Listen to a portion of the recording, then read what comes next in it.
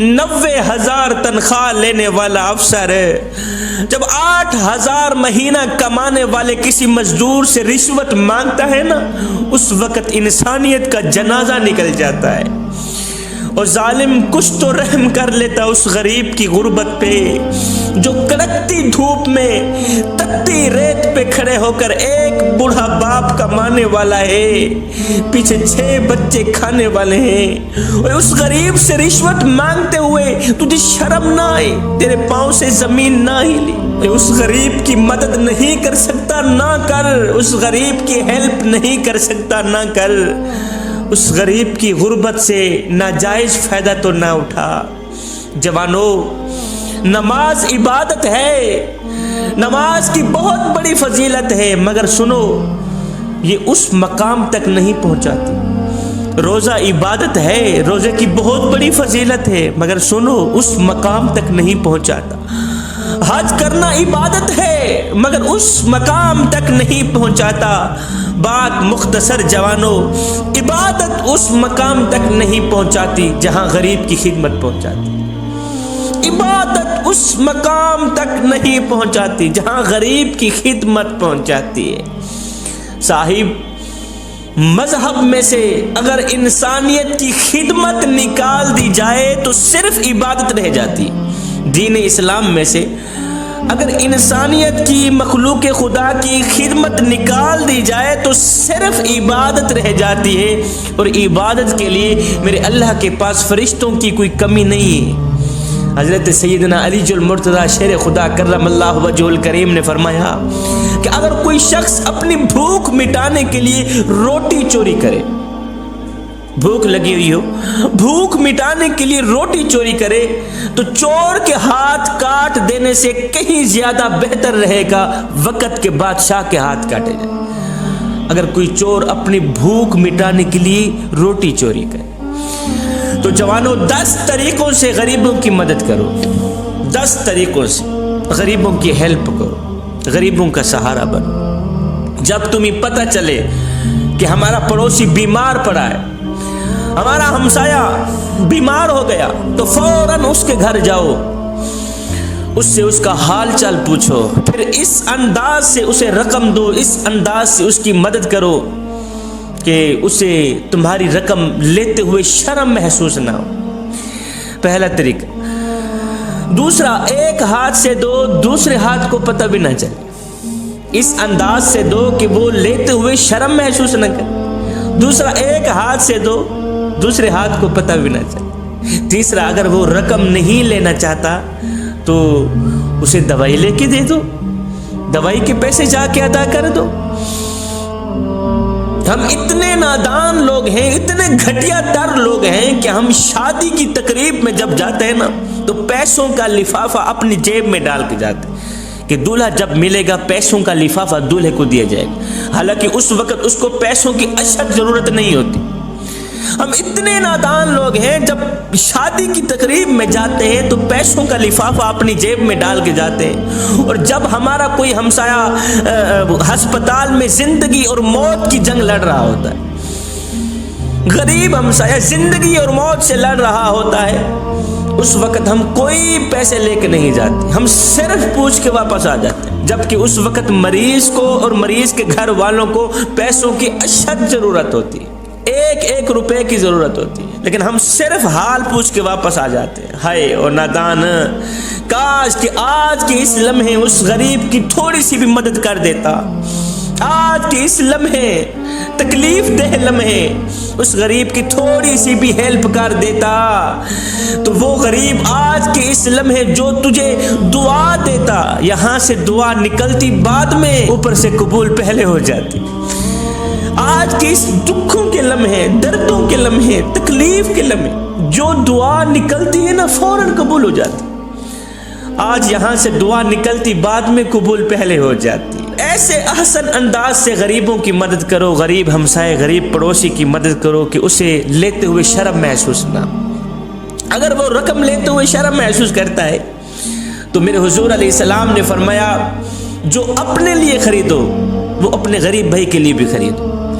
اگر وہ جتی کپڑا گندم اناج تمہارے ہاتھوں سے لینا گوارا نہیں کرتا، شرم محسوس کرتا ہے، تو کوئی بات نہیں، وہ جس دکان سے ادھار سودا سلف لے کے آتا ہے جا کے اس کا بل ادا کر دو۔ یا اس کی نوجوان بیٹی گھر میں بیٹھی ہے، وہ بیچارہ شادی کے لیے پریشان ہے، جہیز کے پیسے نہیں ہیں، بیٹی کی شادی کرنی ہے، کوئی اچھا رشتہ نہیں آ رہا، تو اس کے ساتھ مل کے کوئی اچھا سا رشتہ تلاش کرو۔ یہ بھی ایک قسم کی خدمت کا طریقہ ہے، ہیلپ کا طریقہ ہے۔ اس کے ساتھ مل کے اس کی بیٹی کا رشتہ تلاش کرو، جب رشتہ ہو جائے تو اپنی حلال کمائی میں سے اسے جہیز لے کے اس کی بیٹی کو رخصت کر دو، شادی کر دو، اس کا فرض ادا کر دو۔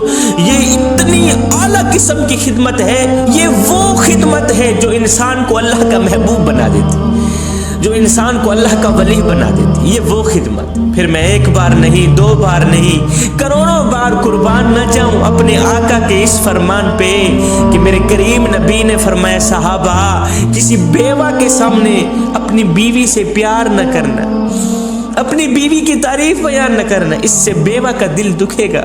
فرمایا کسی یتیم بچے کے سامنے اپنے بچوں سے پیار نہ کرنا، اس سے یتیموں کا دل دکھے گا، ان کو مرا ہوا باپ یاد آئے گا، ان کو مری ہوئی ماں یاد آئے گی۔ فرمایا او صحابہ کسی غریب کے سامنے اپنی دولت کی نمائش نہ کرنا، اس سے غریب کا دل دکھے گا۔ ہم نے تو اپنی دولت کی نمائش اس طرح کی، پیسے کی نمائش اس طرح کی، ہم نے اپنے مال کی جائیداد کی نمائش اس طرح کر رکھی ہے کہ غریب کا جینا محال کر دیا ہے۔ غریب بیچارہ موت مانگنے پہ مجبور ہو گیا کہ مالک اب تو مجھے موت ہی دے دے، یا غربت سے نکال دے، یا مجھے موت ہی دے دے۔ ایسے گھٹیا معاشرے میں جینے سے کہیں زیادہ بہتر ہوگا کہ تو مجھے سنبھال ہی لے۔ شادی کے موقع پر ہم نے جہیز اپنی ہی بیٹی کو دینا ہوتا ہے، لیکن ہم کیا کرتے ہیں، اس جہیز کو چار پہیوں پہ بچھا دیتے ہیں، پھر ہم محلے میں آواز لگاتے ہیں، بچیوں آؤ ہماری بچی کا جہیز دیکھو۔ ایسے کرتے ہیں۔ جب ہماری بیٹی کی شادی ہوتی ہے تو ہم بیٹی کا جہیز چار پہیوں پہ بچھا دیتے ہیں، اوپر سے محلے میں آواز لگاتے ہیں، بچیوں آؤ ہماری بچی کا جہیز دیکھ لو، آؤ ہماری بچی کا جہیز دیکھ لو۔ میں نے کہا نادانو، تم نے جہیز دیا تو اپنی بیٹی کو، لیکن یہ کسی کو بھی خیال نہ آیا کہ جو بچیاں تیری بچی کا جہیز دیکھنے آئی ہیں ان بچیوں میں سے لاوارث بچی بھی موجود ہے۔ جو بیٹیاں تیری بیٹی کا جہیز دیکھنے آئی ہیں میاں، ان بیٹیوں میں سے یتیم بیٹی، یتیم بچی بھی موجود ہے۔ ان بچیوں میں سے اس غریب بوڑھے باپ کی بچی بھی موجود ہے، جو غریب بوڑھا باپ اپنی بڑی کمر پہ بوریاں لاد لاد کے دن رات محنت مزدوری کر رہا ہے، نہ دن دیکھتا ہے نہ رات دیکھتا ہے، اوور ٹائم لگا کے محنت مزدوری کر رہا ہے۔ اگر کوئی پوچھ لے بابا جی تو اوور ٹائم لگا رہا ہے، دن کو بھی کماتا ہے رات کو بھی مزدوری کرتا ہے، اور تجھے نیند نہیں آتی، بابا جی رو کر کہتا ہے بیٹے چپ کر، میں نے اپنی بیٹی کے ہاتھ پیلے کرنے، میں نے اپنی بیٹی کی شادی کرنی، یہ سب کچھ اپنی بیٹی کے لیے ہی کر رہا ہوں۔ جس غریب بڑے باپ نے اپنی بڑی کمر پہ بوریاں لاد لاد کے دن رات ایک کر کے خاک چھان کر محنت مزدوری کر کے اس نے اپنی غریب بیٹی کو تعلیم دی، غریب بیٹی کو جوان کیا، آج جب اس کی غریب بیٹی جوان ہوئی، گھر میں بیٹھی بیٹھی بال سفید ہو گئے، بڑی ہو بیٹھی، جوانی برباد ہو گئی، میری قوم کے نوجوانوں نے اس کی غریب بیٹی کو اس لیے قبول نہ کیا کہ ان کے پاس تو جہیز ہی نہیں تھا۔ میری قوم کے نوجوانوں کو جہیز کی ضرورت تھی، پیسوں کی ضرورت تھی، یہ بیچارے جہیز کے پجاری تھے، سامان کے پجاری تھے، غریب کے پاس جہیز تھا نہیں، بیٹی گھر میں بیٹھی بیٹھی بڑی ہو گئی۔ اور جوانو کیا تم نے مرنا نہیں ہے؟ مرنے کے بعد میرے اللہ کو کیا منہ دکھاؤ گے؟ یہی کالی شکل لے کے جاؤ گے؟ میرے اللہ نے تمہیں حضرت انسان بنا کے دنیا میں بھیجا تھا، تم تو کیڑوں سے بھی بدتر نکلے۔ اس جہیز جیسی گندی لت نے میرے خوبصورت معاشرے کو گندا کر دیا۔ کل تک جس عورت کی قیمت اشرفیوں سے لگتی تھی، پیسوں سے لگتی تھی، آج اس کی قیمت جہیز سے لگتی ہے۔ زمانہ بدل گیا مگر انسان نہیں بدلا، انسان ویسے کا ویسے ہی رہ گیا۔ انسان نادان کا نادان ہی رہ گیا. ہائے ایک غریب بیٹی کی جب شادی ہوئی نا، غربت کی وجہ سے باپ کچھ دے نہ سکا، بغیر جہیز کے بیٹی کو رخصت کر دیا، بغیر جہیز کے بیٹی کو رخصت کر دیا. کچھ دن بعد جب میاں بیوی کے درمیان جھگڑا ہوا نا، تو میاں نے بیوی کو تانا دے دیا، غریب کی بیٹی کو تانا دے دیا، اے تیرے باپ نے تجھے کیا دیا ہے؟ سب کچھ میرا ہے، گھر میرا، سامان میرا. تیرے باپ نے تجھے کیا دیا ہے؟ بیٹھ تو جہاں رہ گیا وہ تو تجھے 4 روپے بھی نہ دے سکا.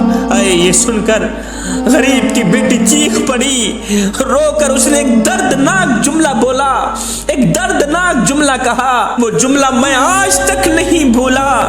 بیٹی نے کہا کہ تو تانا کبھی نہ دیتا میرے کم جہیز کا، تو تانا کبھی نہ دیتا میرے کم جہیز کا. اگر دیکھ لیتا چھالے میرے بابا کے ہاتھ پر، مال و زر کے امیر لگتے ہو، با خدا بے ضمیر لگتے ہو. مانگ کے جہیز شادی میں تم خاندانی فقیر لگتے ہو. بیٹی کے جہیز کی پرانے ہونے پر پالش اتر گئی، مگر باپ کا قرضہ ابھی تک نہیں اترا. کوئی تو ایسا رواج لاؤ زمانے والوں کہ بیٹیاں جیت جائیں اور جہیز ہار جائے. اس جہیز جیسی گندی لت نے میرے خوبصورت معاشرے کو گندا کر دیا.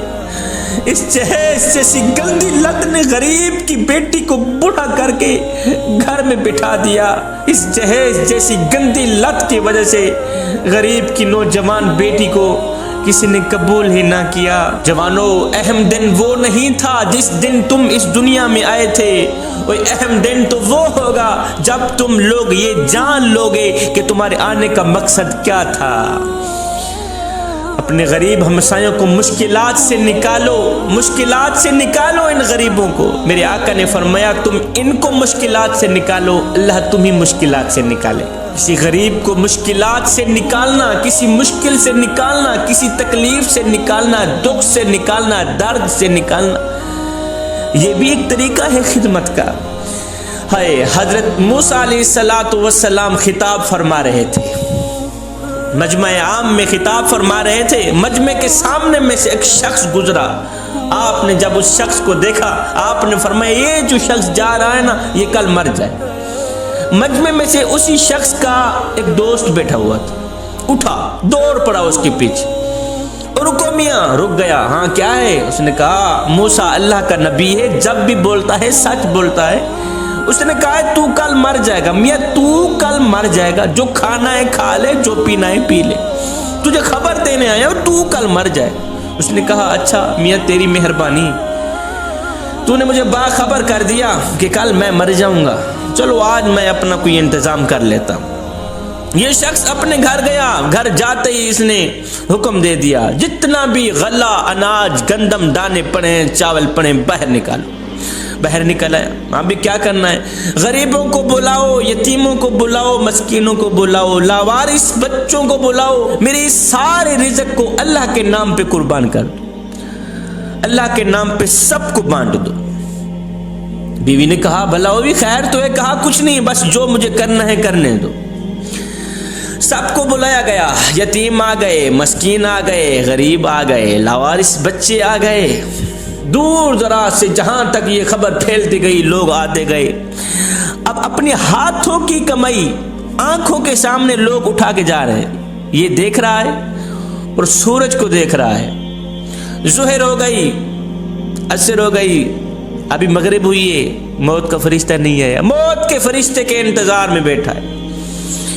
ابھی جبریل آیا روح نکالنے، ابھی موت کا فرشتہ آیا مجھے مارنے. شام ہو گئی، موت کا فرشتہ نہ آیا. ہاتھوں کی کمائی اپنی آنکھوں کے سامنے لوگ اٹھا کے جا رہے ہیں، موت کا فرشتہ نہ آیا. شام ہو گئی، رات ڈل گئی، موت کے فرشتے کے انتظار میں موت کا فرشتہ نہ آیا.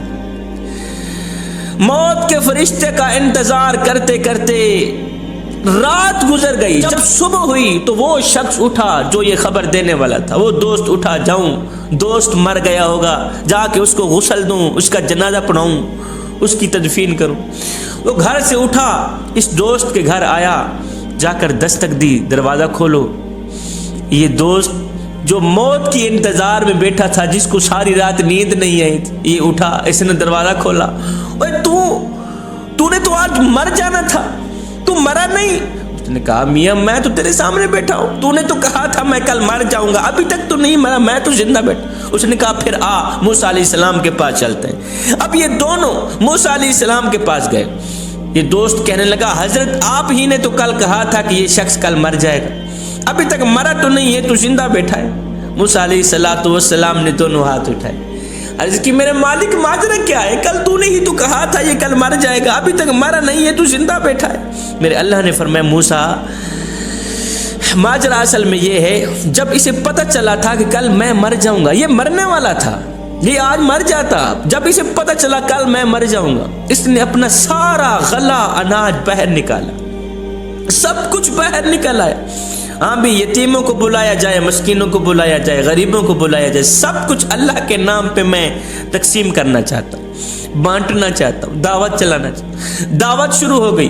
موسیٰ ایک یتیم بچہ آیا، یتیم بچہ جو 3 دن سے بھوکا تھا، یتیم بچہ آیا، اس نے گندم اناج کی ساز و سامان کی چھوٹی سی گٹھڑی بنائی، ننھے سے سر کے اوپر رکھتا ہوا جا رہا تھا۔ جاتے جاتے اس یتیم بچے کے منہ سے ایک بے ساختہ جملہ نکل گیا، مالک ایسے سخی کی عمر لمبی کرنا، مالک جو ہمارا خیال رکھتا ہے، جو ہم غریبوں کو رزق بانٹتا ہے، اس کو کبھی نہ مارنا، ہماری عمر بھی اس کو لگا دینا، مالک اس کو کبھی نہ مارنا، یہ تیرے غریبوں کی دیکھ بھال کرنے والا، یہ تیرے یتیموں کی خدمت کرنے والا، اس کو کبھی نہ مارنا، اس کی تکلیف ہمیں دے دینا، اس کا بخار ہمیں دے دینا، اس کے درد ہمیں دے دینا، اسے کچھ نہ کہنا۔ موسیٰ دراصل ماجرا یہ ہے، اس یتیم بچے کی دعا ہم نے اس طرح قبول کی ہے نا، اس سخی کی 100 سال عمر لمبی کر دی، 100 سال عمر لمبی کر دی، رزق بانٹنے کی وجہ سے 100 سال عمر لمبی کر دی گئی۔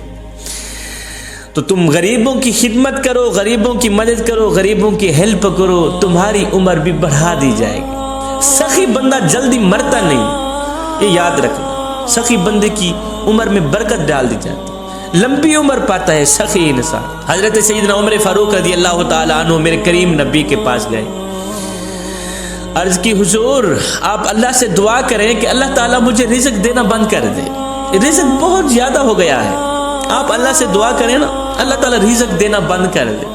میرے کریم نبی نے دونوں ہاتھ اٹھائے، عرض کی مالک تیرا عمر کہتا ہے رزق دینا بند کر دے، رزق بہت زیادہ ہو گیا ہے۔ میرے اللہ نے فرمایا اے میرے نبی، اے میرے حبیب، اپنی عمر کو کہہ دے کہ تو میری راہ پہ دینا بند کر دے، میں تیری راہ پہ دینا بند کر دے۔ اور میں عمر تو بندہ ہو کہ ہماری راہ پہ دینا نہیں چھوڑتا، میں کریم رب ہو کہ تیری راہ پہ دینا کیوں چھوڑ دو۔ جوانوں، غریبوں کی خدمت کرنے والا شخص زندگی میں کبھی غریب نہیں ہوتا، یہ میرا تجربہ ہے۔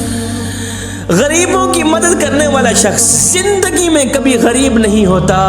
ہائے، میں یتیموں کے سروں پر شفقت بھرا ہاتھ رکھتا ہوں، اس لیے کہ جب میں مر جاؤں کوئی میری اولاد کے سر پر بھی شفقت بھرا ہاتھ رکھے۔ میں غریبوں کی مدد کرتا ہوں اس لیے کہ غریب ہونے میں وقت نہیں لگتا۔ ایک 5 سال کی بچی، ہائے، کچھ دن پہلے باپ فوت ہو گیا تھا، غریب ماں کی غریب بچی، 5 سال کی بچی، اس کا بھائی بیمار ہو گیا، کچھ دن پہلے باپ فوت ہو گیا، آج بھائی بیمار ہو گیا، تو رو کر کہنے لگی ماں یہ جو میرا بھائی بیمار پڑا ہے یہ کب مرے گا، یہ کب مرے گا؟ یہ سن کر ماں چیخ پڑی، رو کر کہنے لگی بچی یہ تو کیا کہہ رہی ہے؟ بھائی کی لمبی عمر کے لیے دعا مانگنے کے بجائے تو الٹا موت مانگ رہی۔ کہا نہیں ماں، 3 دن سے بھوکے ہیں، جب باپ مرا تھا تو ہمسائے آئے تھے روٹی دینے کے لیے، اب بھائی مرے گا تو کوئی روٹی دینے آئے گا۔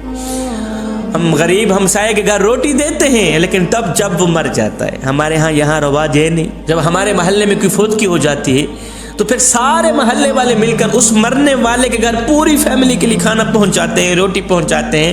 میں نے کہا اونا دانو، اے مرنے والا روٹی کرتا مر گیا، مرنے والا 3 دن کا بھوکا تھا آخر مر گیا، اور روٹی کھلاتے تو اسی مرنے والے کو کھلاتے، آج اس کے مرنے کے بعد تمہاری دی روٹی کس کام کی؟ آئے روٹی امیر شہر کے کتوں نے چھین لی، فاقہ غریب شہر کے بچوں میں بٹ گیا، چہرہ بتا رہا تھا کہ اسے مارا ہے بھوک نے، حاکم نے یہ لکھا کہ یہ کچھ کھا کے مر گئے۔ اے دوست، تیرے محلے میں اگر کوئی شیعہ رہتا ہے، وہابی رہتا ہے، سنی رہتا ہے، یا کوئی غیر مسلم رہتا ہے، اس کا حساب وہ خود دے گا، مگر سنو، اگر روٹی نہ ملنے کی وجہ سے رات کو بھوکا سو گیا، اے بندے، اس کا حساب تجھے دینا پڑے گا۔ ایک مزدور آدمی ریڑھی پر شیشہ لیے جا رہا تھا، سڑک پر جا رہا تھا، راستے میں گٹر آیا، گٹر کی وجہ سے ریڑھی الٹ گئی، شیشہ ٹوٹ گیا۔ جب شیشہ ٹوٹ گیا تو فٹ پاتھ پہ بیٹھ کے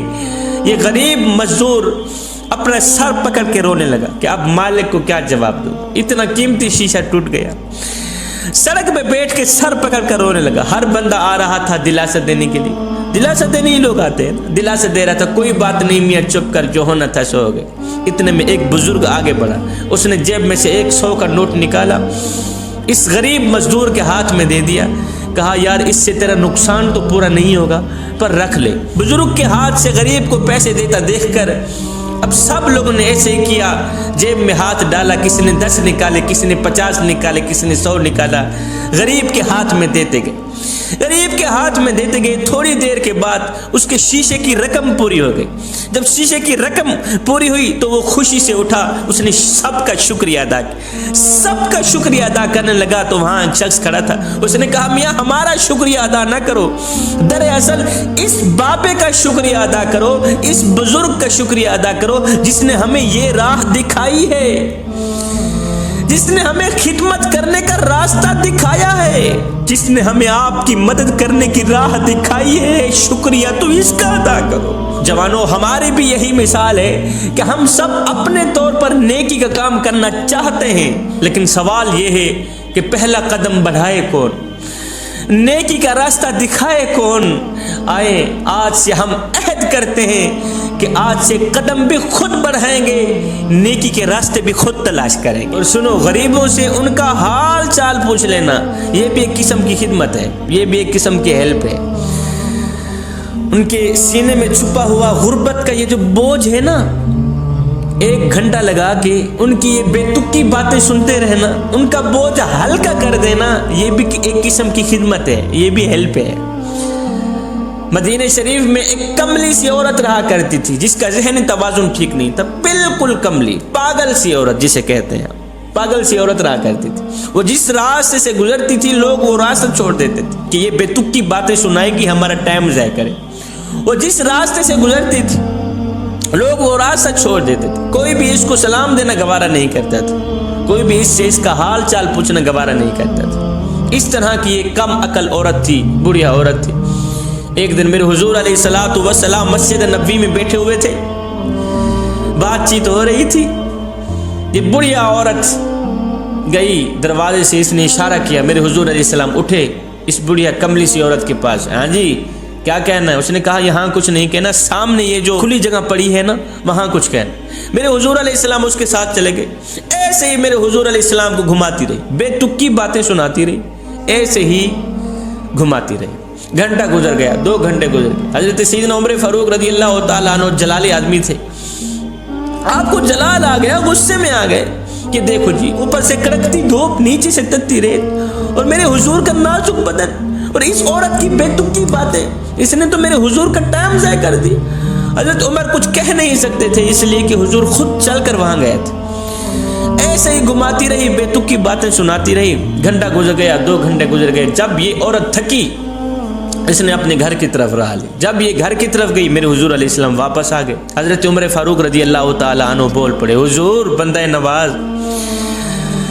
کڑکتی دھوپ تتی ریت، آپ کا نازک بدن، حضور آپ جانتے نہیں ہے وہ کملی سی عورت ہے، پاگل سی عورت ہے، پورے مدینے میں اس کی کوئی سننے کو تیار نہیں، وہ جس راستے سے جاتے ہیں لوگ وہ راستہ چھوڑ دیتے ہیں، وہ تو ایسی بے تکی باتیں سناتی رہتی ہے، لوگوں کا ٹائم ضائع کرتی ہے، وقت ضائع کرتی ہے، پورے مدینے میں اس کا کوئی حال چال پوچھنے کو تیار، پورے مدینے میں اس کی کوئی بات سننے کو تیار نہیں۔ ہائے، یہ سن کر میرے کریم نبی نے فرمایا، عمر پورے مدینے میں اس بیچاری کی کوئی نہیں سنتا، اگر میں بھی اس کی نہ سنوں تو وہ اپنے دکھڑے کس کو سنائے گی؟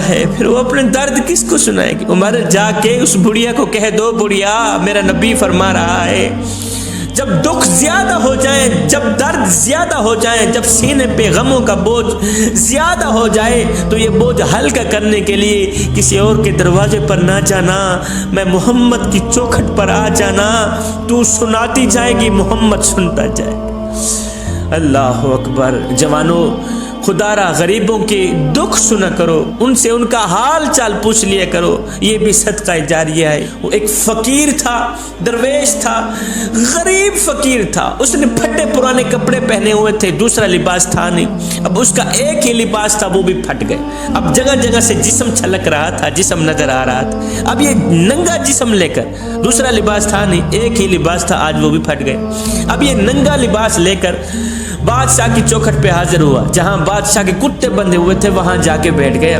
اس نے بادشاہ کی طرف دیکھا، کہنے لگا بادشاہ ایک بات تو بتا۔ کہا جی کون سی بات؟ کہا بادشاہ مثال کے طور پر اگر میں تیرے دروازے پر ابھی ابھی مر جاؤں، اگر میں تیرے دروازے پر ابھی ابھی مر بھی جاؤں، بتا تو صحیح تو میرے ساتھ کیا سلوک کرے گا؟ بادشاہ نے کہا فقیر میاں اگر تو میرے دروازے پر ابھی ابھی مر بھی گیا تو میں یہی کچھ کروں گا، تجھے کفن دے کر دفن کر دوں، تجھے کفن دے کر دفن کر دوں، تجھے کفن دے کر دفن کر دوں گا۔ آئے یہ سن کر غریب فقیر کی چیخ نکل گئی، غریب فقیر رو کر کہنے لگا بادشاہ میرے مرنے کے بعد جو میری مردہ لاش ڈھانپنے کے لیے مجھے کفن دو گے نا وہ آج ہی دے دو تاکہ میں اپنی زندہ لاش تو ڈھانپ سکوں۔ بادشاہ آج میں زندہ ہوں، مجھے کپڑوں کی ضرورت ہے اور تم دیتے نہیں، جب میں مر جاؤں گا پھر لٹھے کا سوٹ بھی آ جائے گا، پھر کاٹن کا سوٹ بھی آ جائے گا، میرے مرنے کے بعد تمہارا دیا لٹھے کا سوٹ کس کام کا؟ مجھے دینا ہے تو آج دو، آج مجھے کپڑوں کی اشد ضرورت ہے، آج مجھے ایک لباس دے دو، مرنے کے بعد چاہے کفن نہ بھی دینا۔ جوانو خدا را غریبوں کی مدد کرو، غریب کی خدمت کرنے والا شخص زندگی میں کبھی غریب نہیں ہوتا۔ میں دعا کرتا ہوں اللہ تعالی ہمیں صراط مستقیم پر چلنے کی توفیق عطا فرمائے، اللہ تعالی ہم سب کو وہ نیک کام کرائے جس پر اللہ بھی راضی ہو جائے، اس کا رسول بھی راضی ہو جائے، اللہ تعالی ہم سب کا حامی و ناصر ہو، آمین ثم آمین، وما علینا الا البلاغ المبین۔